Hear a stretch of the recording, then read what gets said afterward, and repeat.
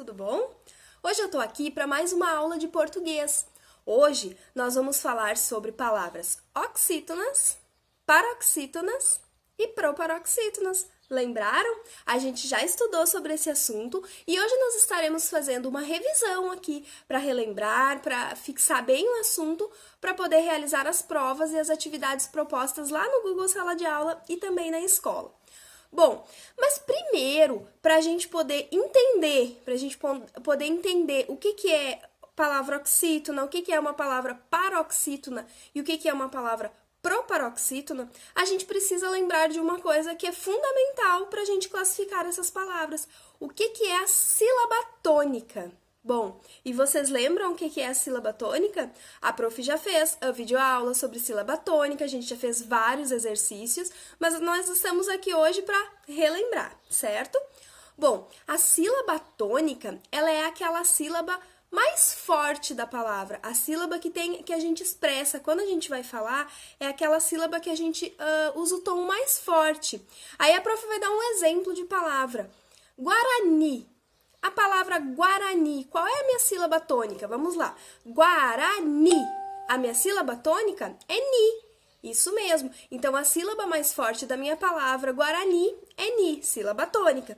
E aí, a partir de quando eu identifico a sílaba tônica de cada palavra, eu vou conseguir identificar se ela é oxítona, paroxítona e proparoxítona. Então, agora, nós vamos para as palavras oxítonas. Vamos lá? Bom, as palavras oxítonas são as palavras que a acentuação tônica, ela fica na última sílaba da palavra. Então, as palavras que a acentuação tônica fica na última sílaba são oxítonas. Vamos para os exemplos? Paraná, Paraná. A sílaba tônica é na última sílaba da palavra, palavra oxítona. Outro exemplo, urubu. Urubu também é uma palavra oxítona, porque a sua sílaba tônica é a última sílaba da palavra, certo? Pajé, pajé, oxítona.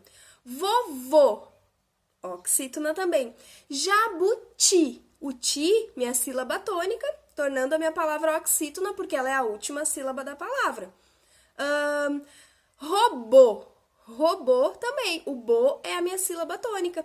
Então, essas palavras que a prof citou aqui são palavras oxítonas. Vamos agora para as palavras paroxítonas. Bom, se as palavras oxítonas, a sílaba tônica é a última, nas palavras paroxítonas, a sílaba tônica é a penúltima.